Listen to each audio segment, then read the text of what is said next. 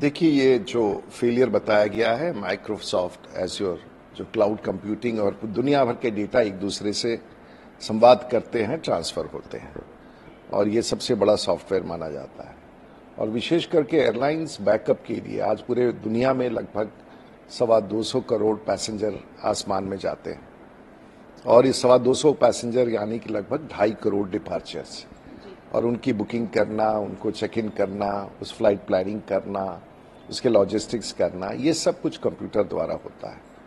और अगर world server collapse कर जाए तो स्वाभाविक तौर से जितना भी बैकअप है इन फ्लाइट सर्विसेज को ऑपरेट करने के लिए, वो कोलैप्स कर जाता है।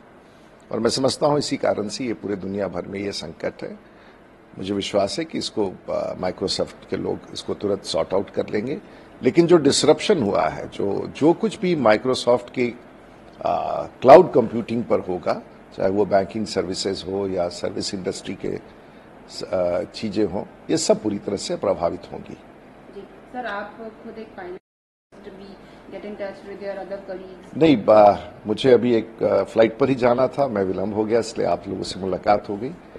और मूलतः एक चीज मैं स्पष्ट करना चाहूंगा कि आसमान में उड़ते विमान को कुछ प्रभावित नहीं करेगा, उसका कोई यंत्र या उपकरण उससे प्रभावित नहीं होगा। ये मूलतः लॉजिस्टिक्स और बैक एंड सर्विसेज जो यात्रियों की सुविधा के लिए हो, यात्रियों की चेक इन के लिए ये हो, तो लोग ये सवाल उठा रहे हैं कि क्या इससे हवाई जहाज का यातायात असुरक्षित होगा? बिल्कुल नहीं। ये विमान की सेवाओं को प्रभावित करेगा, लेकिन विमान की उड़ान को कतई प्रभावित नहीं करेगा।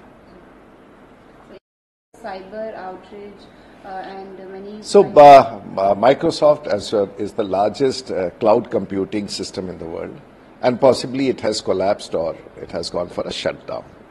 Having said that, one thing I would like to assure the people, because most of the people wanted to know whether the airlines or the flight in the air is safe, absolutely safe. It has nothing to do with this cloud computing, because those are different satellite systems which are communicating to the aircraft directly, and have to do nothing with the cloud computing. The second aspect, how is it affected the airlines and other services across the world? It's basically the back-end services, which is customer services, which is ticketing and logistics and booking and transportation and other logistics, which is getting affected, and the rostering and of course the departure and the timings, all has come to a standstill. So whatever is related to the software on computer, Microsoft clouds, is getting affected because it's basically affecting the logistics. It's not at all affecting the security, which is the safety of the passengers in air. It has nothing to do with that.